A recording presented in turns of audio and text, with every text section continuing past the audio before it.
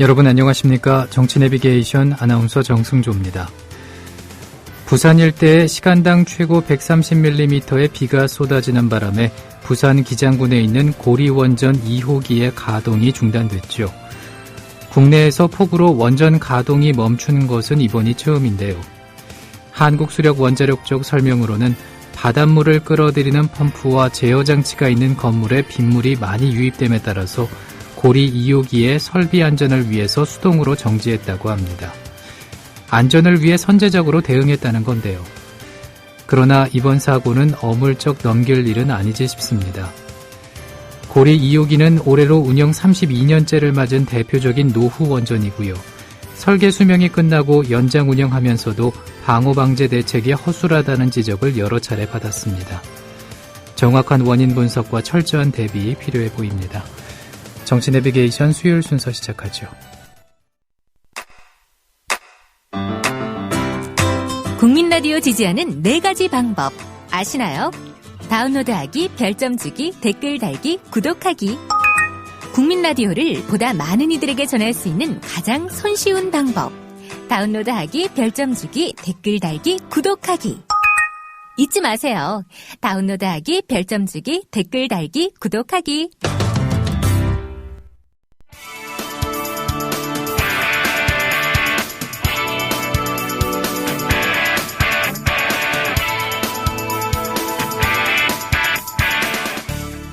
현장성과 깊이가 다른 정치 해설. 지금 여러분께서는 정치 내비게이션을 듣고 계십니다.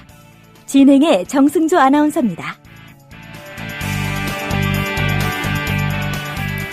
계속해서 정가레이더 시간입니다. 이강윤 정치평론가 전화 연결돼 있습니다.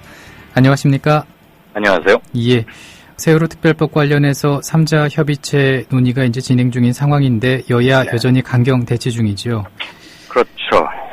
지금 어제 오늘 국면에서는 3자 협의체가 최대 쟁점인 것으로 일단은 보입니다만 문제의 본질은 역시 수사권 또는 기소권까지를 요구하고 있는 유가족 입장과 정부 여당 청와대 측의 그에 대한 거부 이렇게 모아질 수 있겠죠. 그것의 외형적 해결 방안으로 지금 3자 협의체가 구성이 되는 건데 일단은 오늘 세월호 가족 대표하고 여당 원내대표 등 당 수뇌부하고 회동이 예정돼 있죠. 예. 지금 돌아가는 민심을 보면 아주 가깝게 멀리 갈 필요 없이요. 아주 가깝게 교황 방문 4박 5일 일정과 잇따른 유민희 아버지, 유민희 아빠 김영호 씨의 장기 단식에 따른 그리고 입원 이런 것들로 해서 민심의 흐름이 많이 바뀐 건 사실 아닙니까? 예. 그동안 이제 야당이 좀 협상에서 제대로 반영하지 못해서 굉장히 교착 상태였는데 이 상태로 세월호 가족들을 광화문이나 청운동, 그 청와대 인근에 저렇게 노숙 철야 농성 상태로 둔 채 추석을 맞아야 되겠느냐 이러면 당연히 제기될 수 있겠죠. 그래서 정치권 전체가 심리적 압박을 받고 있을 것입니다만 여당이 사실 가장 크게 책임져야 할 몫이기 때문에 아마 오늘 회동에서 유가족과의 회동에서 여당 측에서 특검 추천위원 문제에서 양보안을 내놓을 수 있지 않을까. 왜냐하면 만나서 그냥 얘기만 하고 서로 입장차만 확인하고 헤어지는 것이 거듭되면 또 한 번 실망감과 피로도가 격화될 것이기 때문에 저는 조심스럽게 그런 가능성도 좀 예상을 해봅니다. 그런데 특검 추천위원을 여당 목 2명에서 그것을 어떤 식으로도 좀 양보를 한다. 이를테면 이런 것일 수 있겠죠. 여당이 추천하지 않고 차라리 야당과 유가족들이 2명을 추천해주면 그 중에서 우리가 동의를 하는 사람으로 하자. 이런 식으로 그것 사실 조금의 양보이긴 합니다만 본질적 수사권을 요구하고 있는 본질적 해결 방안은 아니라고 보여져요. 그런데 현실적으로 협상이라는 것은 또 상대가 있는 거 아니겠습니까? 그렇죠. 그러니까 유가족 입장에서는 매우 답답하겠지만 그런 것을 아마 저는 여당 측에서 내놓을 수 있지 않을까. 그럴 가능성도 있다. 네네네. 이 국면을 선제적으로 풀기 위해서 말이죠. 근데 그건 좀 두고는 봐야겠습니다. 제가 몇 시간 후에 있을 것을 미리 점쟁이처럼 말씀드린다는 것은 경우에 맞지 않는 건 있고요. 어쨌거나 3자 협의체를 놓고 지금 여당은 그거는 입법권 침해다 이렇게 해서 아주 완강하게 반대하고 있죠. 그리고 몇몇 헌법이나 행정학자들 중에서도 보편적으로 적용할 수는 없는 나쁜 선례가 되는 거 아니냐 그러면서 부정적 반응을 보이는 사람들이 있습니다. 모든 주장에는 다 양론이 있기 마련이기 때문에 우리가 어느 것을 하나를 바로 폐기해버리거나 그럴 수는 없지만, 세월호 유가족이 포함됐다는 것만, 그러니까 3자 협의체라는 게 지금 여야 세월호 유가족, 이렇게 3명이 머리를 맞대고 모여서 타결 방안을 모색하자는 거 아닙니까? 예. 그런데 유가족이 참여했다는 이유만으로 국회의 입법권이 침해됐다라고 여당이 생각하는 것은 좀 과장됐다 이런 반론도 있거든요. 예. 우선 여당 측의 입장을 간단히 정리를 해보면 이제 이완구 원내대표 얘기로 대표가 될 텐데 대의 민주주의 체제에서 이해 당사자가 그러니까 지금 세월호 유가족을 이해 당사자로 보는 거죠. 그 이해 당사자가 입법 주체로 직접 참여하는 것은 옳지 않다. 이런 얘기가 이제 요지입니다. 그러니까 이후에도 이런 참사나 유사한 상황이 발생하면 그때마다 피해자들을 입법에 참여시켜야 되느냐. 예. 이제 이런 거고요. 대표적으로 이거에 동조하는 사람으로서 조금 우리가 주목할 만한 교수나 학자 중에는 장영수 고대 법학전문대학원 교수가 있는데 이분도 비슷한 견해입니다. 문제가 발생할 때마다 특별조치나 특별법, 특위 등으로 그동안 이제 처리해온 방식이 과연 바람직했느냐 한번 보자 그러면서 결국은 이런 특별법이나 특위를 만들면 해당 사건만 특별히 처리되고 문제의 원인이 됐던 근본은 잘 고쳐지지 않았다. 그러니까 조금 이것은 문제가 있는 거 아니냐. 예. 이제 이런 얘기입니다. 그렇다면은 이제 야당의 입장도 알아봐야 될 텐데 어떻습니까? 네. 야당은 아니다. 그렇지 않다. 우선 여야 그리고 당사자가 만나서 3자 협의체 형식으로 이루어졌던 것은 전례가 이전에도 여러 차례 있었다. 가장 가까운 것은 작년 12월 한겨울에 아마 기억들 나실 겁니다. 민노총이 들어가 있는 경향신문사 빌딩에 경찰력이 아주 대규모 투입돼서 완전 점거 장악하고 지도부를 연행하려고 했다 실패한 적이 있지 않습니까? 철도 민영화 반대 파업 때. 그때 국회 국토교통위원회라는 상임위 안에다가 철도 소유란 걸 만들었었어요. 그때 이제 여야 그리고 철도 노조가 참여를 했죠. 그러면서 이제 문제는 제가 볼 땐 그렇습니다. 문제의 핵심은 세월호 유가족을 이해 당사자로 볼 것이냐에 문제가 있어요. 철도 노조 파업 때와는 저는 조금 상황이 다르다고 보는데. 예. 세월호는 물론 커다란 배 하나가 제주도로 가다가 침몰해서 수백 명이 희생당한 참사는 맞고 그것의 대부분이 안산고 학생들인 것은 사실이지만 세월호라는 상징적인 사건을 통해서 우리는 우리 국민들의 생존과 안전 이런 거에 대해서 근본적 문제를 던지고 있는 거 아닙니까?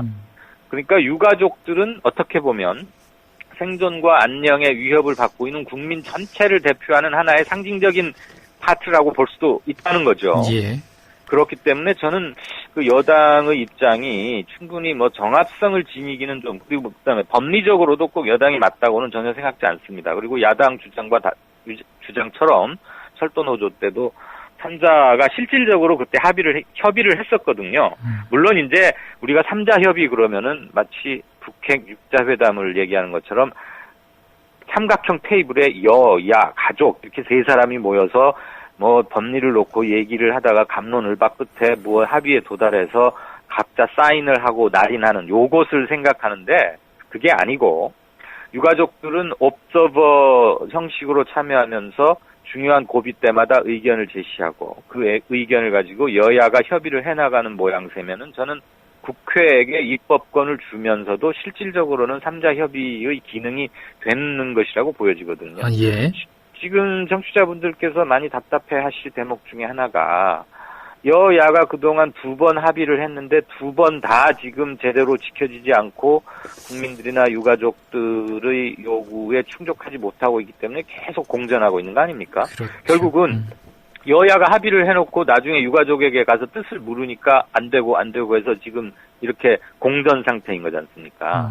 그러니까 수시로 의견을 교환한다. 또는 유가족들의 안을 확실히 받아놓고 그것에 최대한 근접시켜가는 과정. 저는 이것도 넓게 보면 3자 협의체라고 보고 싶습니다. 그렇기 때문에 지금 형식이 중요한 건 아니고 3자 협의를 하느냐 마느냐는 실질적으로 중요한 건 아니거든요. 이것을 또 다른 정치 쟁점으로 만들지 말고 본질적으로 세월호 사태를 어떻게 해결할 것이냐에 대해서 여당이 한 발 좀 물러설 필요가 있다. 저는 그렇게 현재 상태를 정리하고 싶습니다. 예. 아무튼 그 본질을 한번 더 깊이 생각해 볼 필요가 있을 것 같습니다.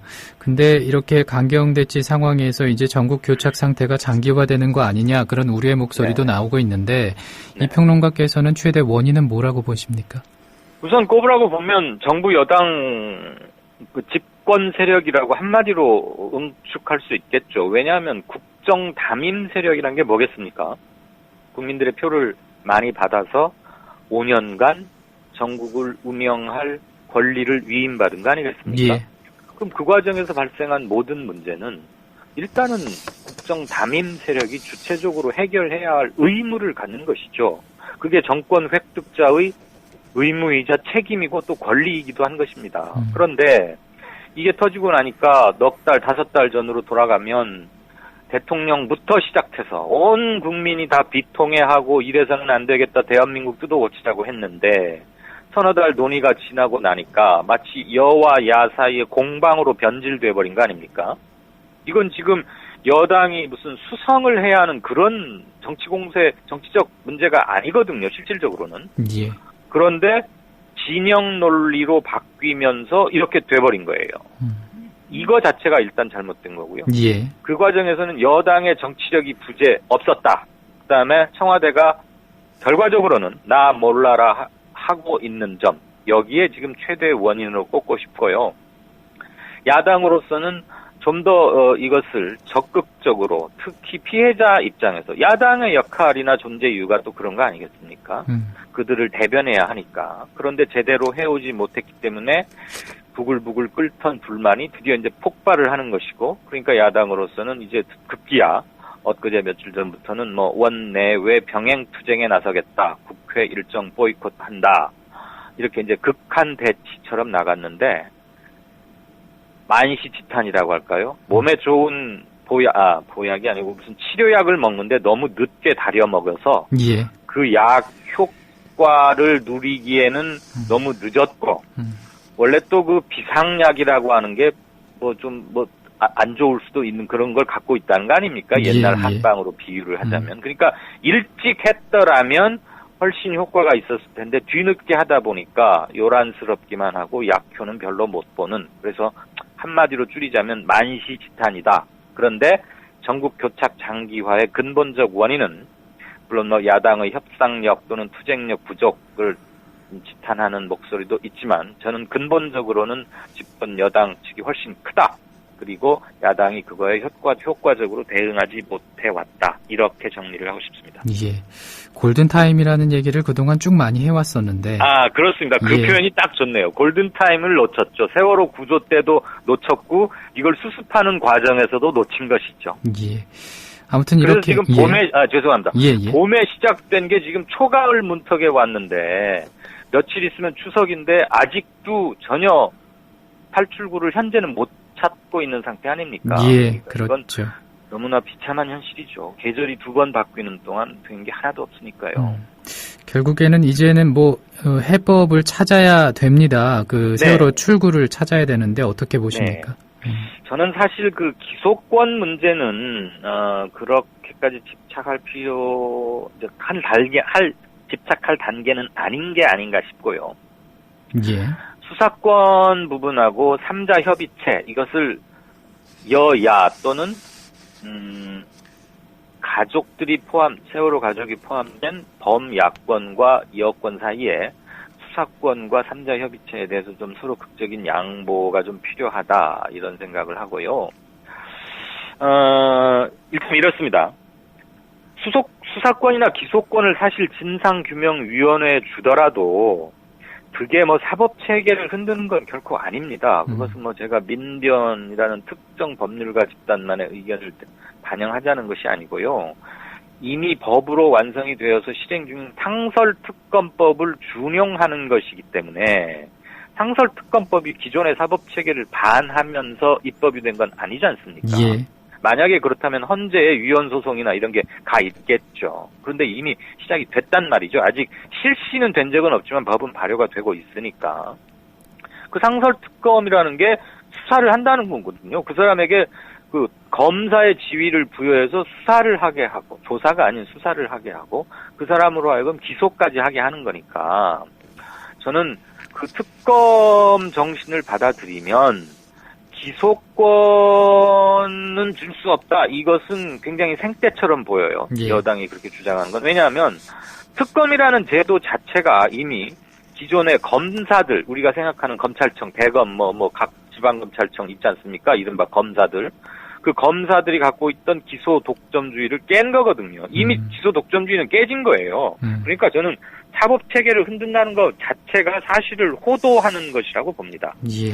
그다음에 여당으로서는 전국 운영에 책임이 있는 것이니까 민생법안 말로는 민생 하는데 맞죠. 중요하긴 하지요. 그런데 가장 본질적이고 핵심적인 것을 놔둔 채 부분적 타결을 해서 처리하는 민생이 과연 얼마나 대국민 설득력을 갖겠습니까? 예. 그런데 지금 몇몇 경제팀에서는 법이 통과되어야 집행할 수 있는 조치들이 있으니까 예.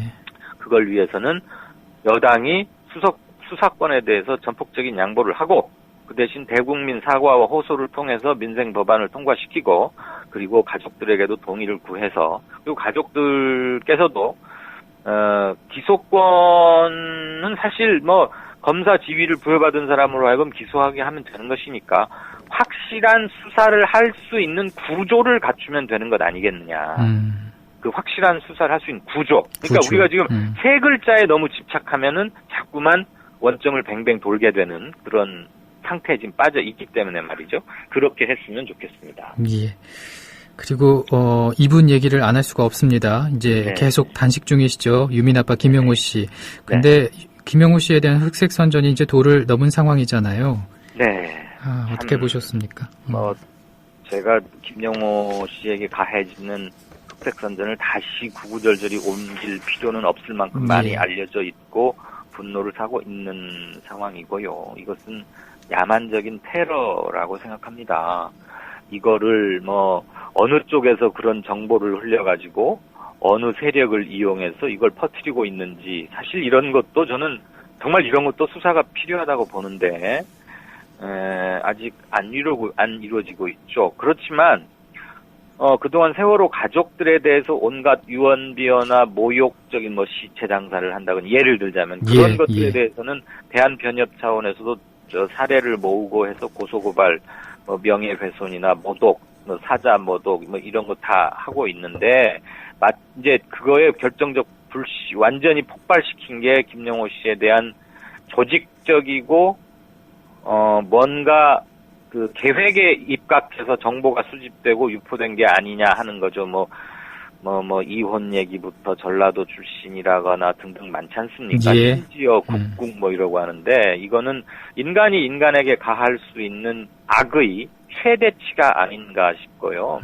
이것은 야당이 대단히 잘못 대응해 왔다고 봅니다.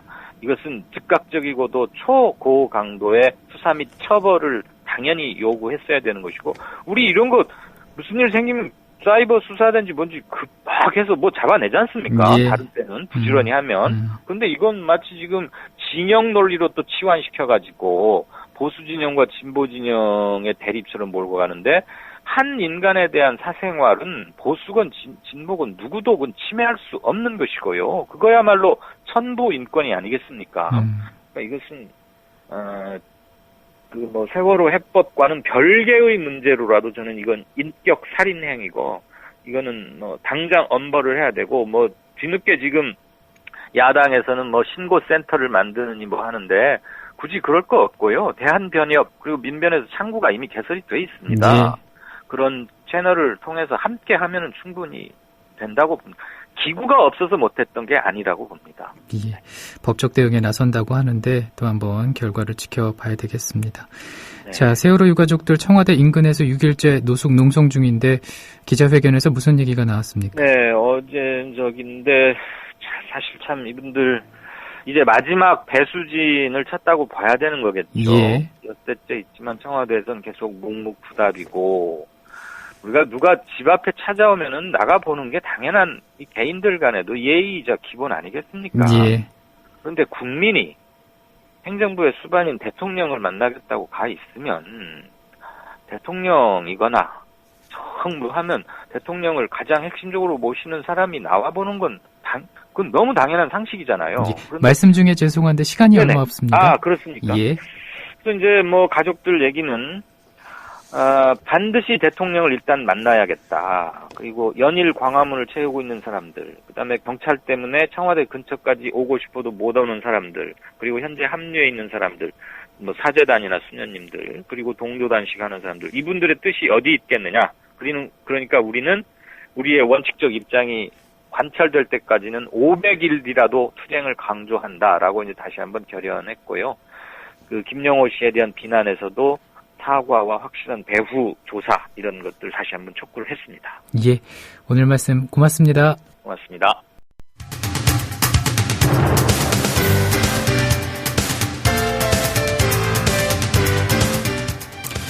정치 내비게이션 수요일 순서 마칩니다. 내일 아침 7시에 인사드리죠.